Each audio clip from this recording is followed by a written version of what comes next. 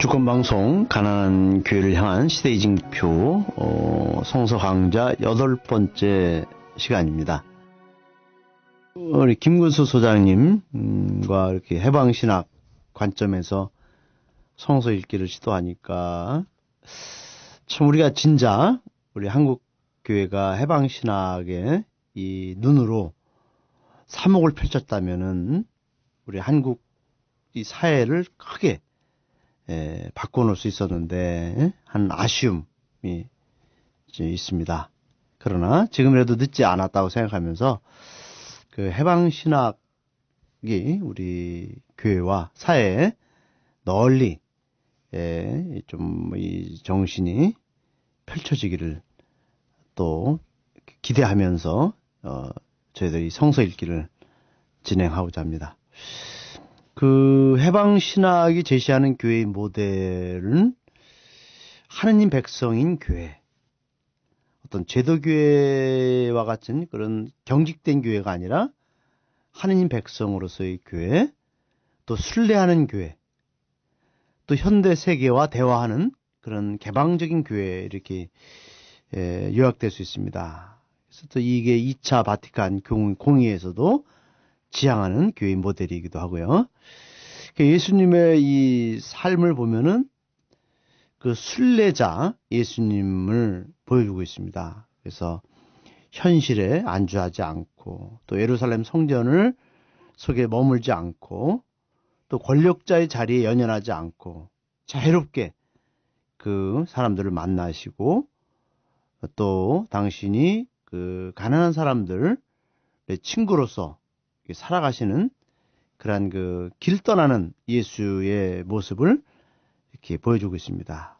그래서 어떻게 김 소장님이 보실 때 예수는 그 순례자로서 그런 자유로운 삶을 살지 않았나 생각이 저는 해보는데 김 소장님 생각은 어떠세요? 예수는 한마디로 자유인입니다. 네. 자유로운 분. 자유. 그런데 그 자유를 본인을 위해 쓰지 않고 네. 가난한 사람, 희생자를 위해 썼습니다. 그래서 진정한 자유인은 자기 멋대로 사는 사람이 아니고 가난하고 희생된 사람을 위해서 자기 삶을 바치는 사람이 가장 진정한 의미에서 자유인이다. 이렇게 말하고 싶습니다. 네. 자유라는 뜻은 그 예수님이 보여준 거죠. 그렇죠. 예를 들면 자유인이란 뭐 세계 여행을 멋대로 하고 뭐 가고 싶은 데 가고 하고 싶은 취미야 하고 싶은 일을 다 하는 나하고자 싶은 대로 하는 그런 뜻이라기보다는 내 삶을 가장 불쌍한 사람들을 위해 바치는 사람이 진짜 자유인이다. 이걸 예수가 보여준 거죠. 그러니까 자유라는 말을 잘못 우리가 해석하게 되면 타락할 수가 있죠. 그렇죠. 이제 지멋대로 행동하고 또 그 모든 인간 관계 질서를 다 무너뜨리고 자기 중심으로 가는 게 자유가 될 수 있는데 그 예수님은 그게 아니었네요. 그렇습니다. 그럼요. 정말 약한 사람들에게 당신의 자유를 행사하셨네요. 그게 진짜 자유죠. 남을 위한 것이 자유지 나 자신을 위한 건 자유가 아닙니다. 남을 위한 자유. 예. 그럼 오늘 그 예수님께서 그 순례의 길에 나병 환자를 만나고 치유해 주시죠. 예. 마르코복음 1장 40에서 45절이네요. 예. 이제 좀 낭독 부탁드리겠습니다. 예. 그리고 나병 환자 한 사람이 예수께 와서 무릎을 꿇고 당신은 하고자 하시면 저를 깨끗이 하실 수 있습니다 하고 간청하였다.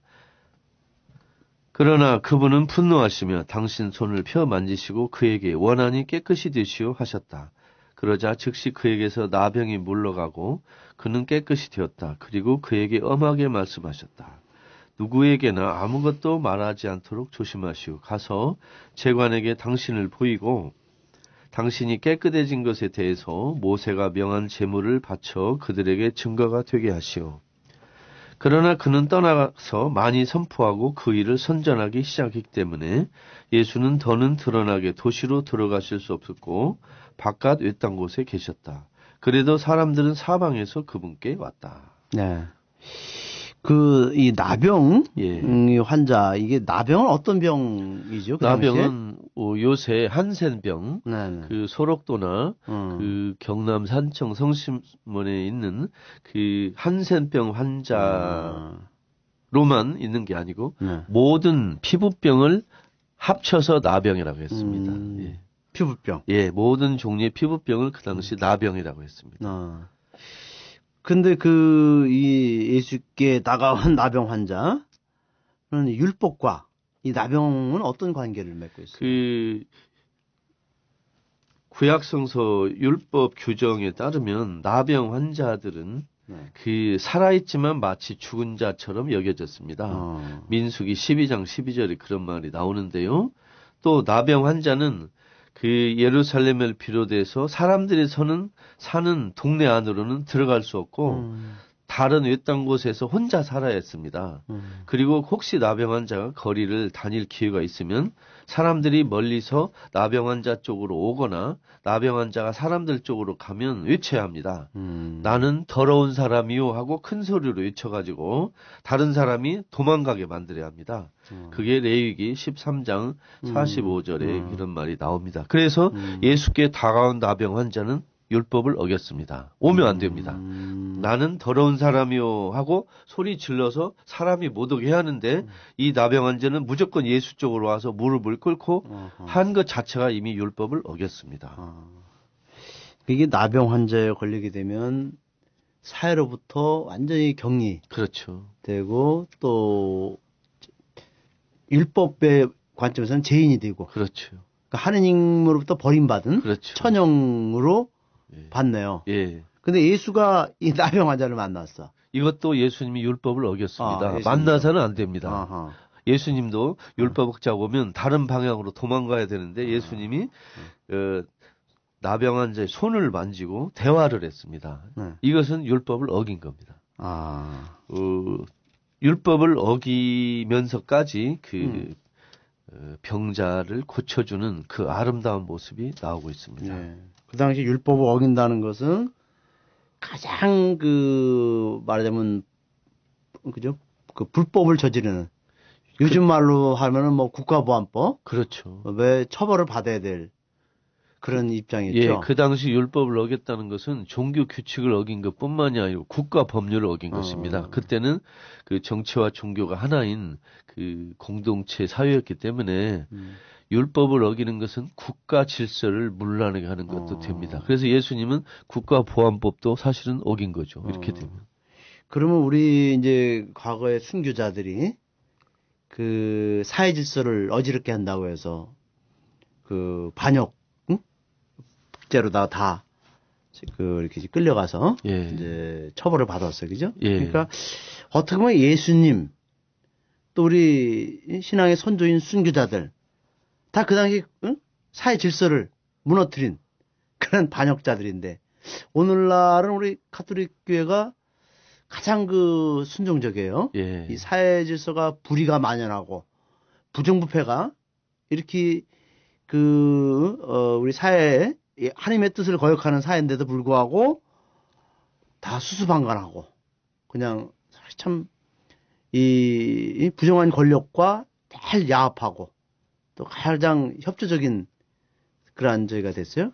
예수님이 돌아가신 원인도 로마 제국의 국가 질서를 어지럽힌 죄로 사형을 당했는데 오늘날 우리 한국 가톨릭 교회 고위 성직자들은 정치 권력에 아주 순응하는 순종적인 자세를 보여주고 있습니다. 예수의 자세와는 반대죠. 그래서 예수께서는 분노하시며 왜 환자 앞에서 분노를 하셨죠? 여기서 분노한 거에 대해서 잘 이해되지 않는 신자들이 많으실 것입니다.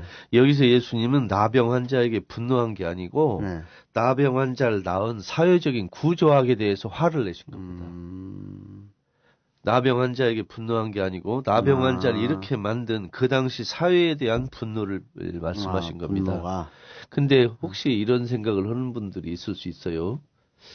아니 예수처럼 위대하고 훌륭한 분이 왜 철없이 화를 내? 인품이 모자라나? 종교인이 저렇게 감히 화를 내? 모든 종류의 화는 나쁜 거 아니야? 이럴 수 있습니다. 그런데 사회의 악을 보고 분노하지 않는 사람은 종교인이 아니다 이렇게 말하고 싶습니다. 분노해야 될 거에는 분노하는 게 마땅합니다. 그렇죠. 예, 사회악에 대해서 분노하지 않으면 오히려 그 사람이 이상하고 그 사람이 종교심이 없는 거죠.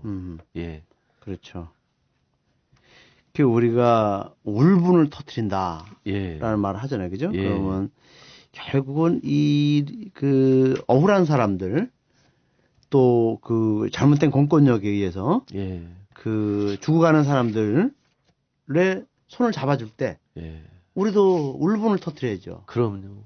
그 백민주아 씨가 그 백남기 농민의 딸 백민주아 또 백도라지 이분들이 페이스북을 보면은 정말 그렇게 아버지 농민이신 아버지에게 물대포를 직사한 그 강신명 경찰청장, 응?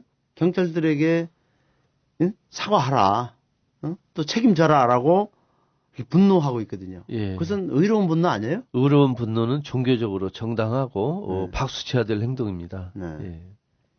그 보면은 하느님도 그 구약성서에 보면은 그런 그 백성들을 억압하는 자들에게 하느님께서 아주 진노하시지 않습니까? 그렇죠. 예. 예. 하느님도 진노하시는데 예. 우리 인간들은 오죽 해야 되지 않습니까? 이런 사회학, 구조학, 이런 나쁜 걸 보고도 평온한 자세를 유지하는 사람은 정말 인간에 대한 사랑이 부족한 것이고 예수에 대한 믿음도 부족한 것이고 예수를 잘 이해하지 못하는 상태라고 보입니다. 네. 이런 걸 보고 정말 잠도 편안히 자고 아무 마음에 흔들림도 없다, 미동도 없다 하면은 그런 사람이 인간성 이상한 사람들이죠.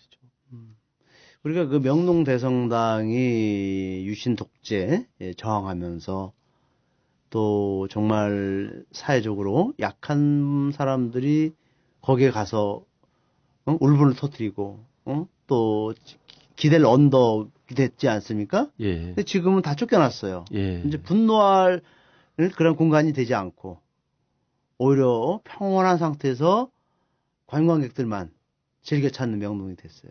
지금 명동 성당은 그 약자들의 피난처인 역할을 이미 상실했고 그래서 건물 외관으로 보면 좀 더 멋지고 아름다울지 모르지만 네. 예수님 마음에 들지 않는 그런 곳으로 변했습니다. 안타깝고 이것은 정진석 추기경, 염수정 추기경이 뼈아프게 후회하고 반성해야 될 일입니다.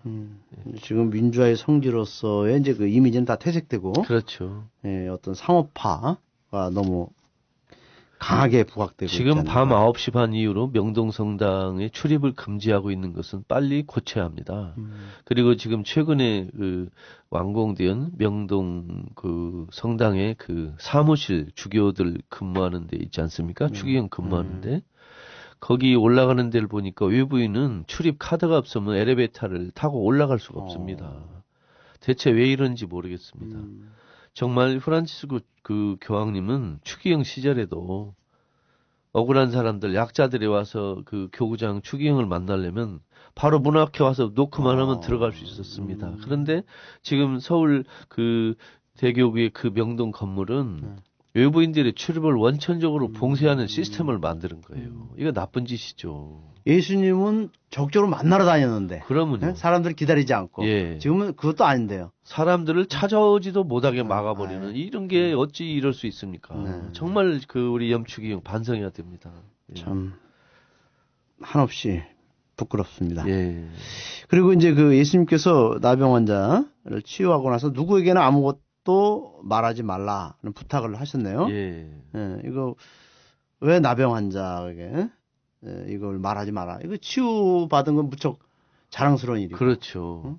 선전해야 될 일이고. 예, 예. 이것은 그 여러 가지 의미가 있습니다. 첫째는 예수님이 단지 병만 고치는 사람으로 사람들이 오해할까 봐서 그러지 말라고 한 것도 있고, 즉 예수님의 진면목은 예수님이 어떤 인물인가 하는 것은 십자가 죽음 이후에야 비로소 완벽히 다 나타나기 때문에 단지 병만 고치는 사람으로 사람들이 오해하지 않도록 하기 위해서 말린 것도 있고, 두 번째는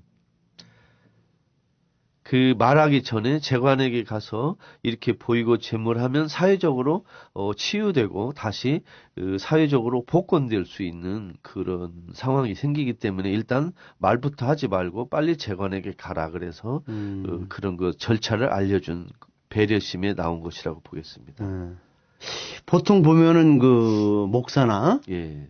신부들 중에 용하다는 사람들. 예. 그럼 예를 들어서 뭐 한 20년 동안, 30년 동안 그 절뚝과리를 예. 이제 그 소아마비 환자를 그 어떤 목사님이 그 철야 기도하다가 부흥회하다가 치유해졌다. 예. 기적을 일으켰다. 예. 그러면 동네방네 그죠? 소문이 막 나고 또 목사는 그걸 자랑스럽게 떠벌리면서 예. 내가 이렇게 용하다라고 하면서 뻥치는 경우는 대단하거든요. 막 나를 알려라 이거야.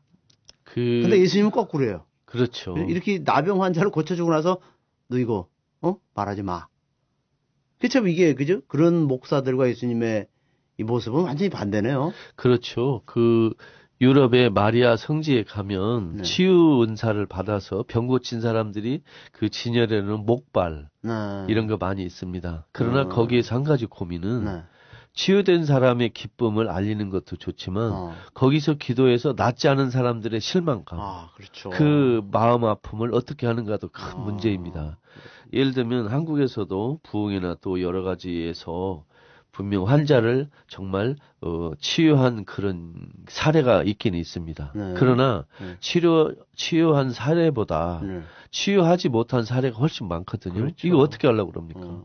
그래서 정말 치유하면 감사하게 생각하고 치유되지 않으면 나의 능력이 이거밖에 안 되니까 나 겸손해야 된다. 그렇게 좀 생각하셨으면 좋겠습니다. 그래서 혹시 일부 종교인들이 일부 치유 행위를 한다 하더라도 자만하지 말고 환자들을 빨리 그 전문적인 의료기관으로 안내하는 것이 올바른 태도라고 생각합니다. 그렇대요. 제발 그 유사 의료행 하지 마시고 그런 거 가지고 장사하지 말기를 바랍니다. 네, 우리 좀 천주교내에도 그런 유사 의료행위를 하는 분들이 좀 의외로 있는데 반성해야 되겠네요. 당장 그만둬야죠. 나병 환자는 어디서 어떻게 살아야 했죠? 사람들이 사는 지역에서 멀리 떨어진 무덤가, 또 사막 이런 데에서 혼자 살아야 됐습니다. 그러니까 그러다 보면 그냥 죽죠. 살아있으나 죽은 자처럼 여겨졌고 그렇게 살다 보면 저절로 그냥 죽어갑니다. 예, 그런 슬픈 운명이죠. 우리 최민석 신부님이 계시는데 이분이 페이스북을 보면은 노숙자, 예, 정말 혼자서 떠돌면서 이 추운 겨울에도 어느 건물 밑에서 다리 밑에서 참 정말 오돌오돌 떨면서 예. 하루하루의 삶을 참 고통스럽게 버티는 또 배고픔도 있을 거고요. 이런 분들에 대한 이 글을 많이 올려요. 예. 그럼 참 어떻게 보면 이분들이 오늘날의 나병 환자가 아닌가 생각이 듭니다. 그죠? 예. 사회로부터 예. 또 가족으로부터 예. 버림받고 홀로 이렇게 참 버텨 사는 사람들. 예수 시대와 달리 오늘날 신자유주의가 이렇게 난리를 치는 세상에서는 의료보험을 갖지 못한 사람들, 또 의료보험을 낼 수 없어서 치료받을 수 없는 사람들의 문제가 새로 심각하게 생겼습니다. 그런 문제도 우리가 생각해야 되고 특히 가톨릭 교회가 그런 분들을 위해서 어떻게 해야 되는지도 한번 생각 좀 해봤으면 좋겠습니다. 우리 주위에는 의료보험이 없어서 병원에 가지 못해서 일찍 죽음을 맞는 사람이 너무 많습니다. 그렇죠. 이분들은 주민등록도 말소돼서 어떤 어떤 법적인 그런 어떤 권리랄까 혜택조차도 누릴 수가 없대요. 그렇죠. 그러니까 사회복지 그런 대상자가 돼야 되는데 그거를 증명할 수 있는 것조차 없어서. 저도 어제 며칠 전에 녹음일 때 나왔지만 은퇴한 사제들이 그냥 혼자 계시지 말고 이 은퇴한 이후에도 이렇게 노숙자들 또 환자들 이런 분들을 좀 많이 돌아보는데 좀 더 좀 애쓰셨으면 좋겠어요. 그렇겠죠. 지금도 많이들 하고 계시는 건 알고 있는데 조금 더 노후를 즐기는 것보다는 오히려 사회적 약자들과 가까이 할 수 있는 개인적인 만남을 좀 더 많이 가지시기를 좀 부탁드립니다. 그러니까 우리가 이런 복음을 읽고 예수님의 활동을 보면은 결국 예수님의 이 삶이 오늘날 우리에게 다 직접적으로 연결되는 거죠. 아, 그럼요. 그죠? 그냥 이런 것을 시민들이 그 주일날 강론할 때, 예수님께서 뭐 나병 환자가 어떻고 저떻고, 그냥 시대적인 배경만 해설하는 것이 아니라, 구체적으로 오늘날 이것이 나병 환자가 누군가, 지금 이 시대 나병 환자가 누군가, 그렇죠. 라는 얘기를 해주고, 이런 나병 환자를 우리가 어떻게 예수님처럼 만날 것인가, 라고, 그죠? 오늘날 이 시대와 연결되지 않으면, 강론은 다 뜬구름 잡는, 그냥 관념적인 얘기로 그냥 다 끝나버릴 수가 있죠. 그렇습니다. 이 성서 공부는 2000년 전에 우리와 멀리 있는 땅에서 어떤 일이 있었다 이걸 아는 것으로 그치면 안 되고 그 이야기가 오늘 한국의 21세기 우리에게 무엇을 요구하고 무엇을 요청하는가를 알아듣는 걸로 해야만 제대로 된 성서 공부가 됩니다. 그렇죠. 성서 공부가. 그 우리 김수사님 오늘 우리가 이 나눔 그 배움을 마감하면서 뭐 이렇게 또 정리할 수 있는 마무리. 오늘 이 예수의 나병 환자 치유를 보면서 한국 천주교회가 소유하고 있는 여러 병원들이 존재의 목적이 무엇인가를 다시 한번 돌아보기를 권고합니다. 환자를 그 나병 환자처럼 정말 돈이 없어서 예수가 직접 고쳐주는 그 환자를 좀 돌보는 것으로 지금 한국 천주교 병원들이 하고 있는지 아니면 영업이익을 확보하기 위해서 신자유주의, 자본주의 논리에 입각해서 경영하고 있는지 좀 한번 돌아봐야 된다. 그리고 사제들을 치료해 주는 것도 좋지만 그보다 더 급한 게 가난한 사람 치유 아닌가. 그렇게 말하고 싶습니다. 그렇죠. 그래서 그 교회가 성직자에게 보내는 혜택도 좋지만은 가난한 사람들에게 먼저 혜택을 줘야 되지 않겠느냐. 그 이야기를 하고 싶습니다. 그래서 그거를 이제 그 성가 소비녀 수녀에서 그 복지병원, 그래서 성가병원을 이렇게 운영을 해서 그 정말 의료 혜택을 받지 못하는 그런 사람들 주민들을 대상으로 이렇게 의료 활동을 하고 있거든요. 아주 잘하고 있는 모범적인 사례 중 하나죠. 그래서 그것도 이제 교구병원에서도 그런 일을 수행해야 된다. 그렇죠. 그럴 때 교회가 세상의 빛과 소금으로서 실제적인 역할을 하는 것이 아닌가. 그렇습니다. 성가소변회뿐만 아니라. 그런 일을 좀 더 많이 했으면 좋겠습니다. 그러면 오늘 저희들 성서 공부는 이렇게 해서 마무리를 지어야 되겠습니다. 감사합니다.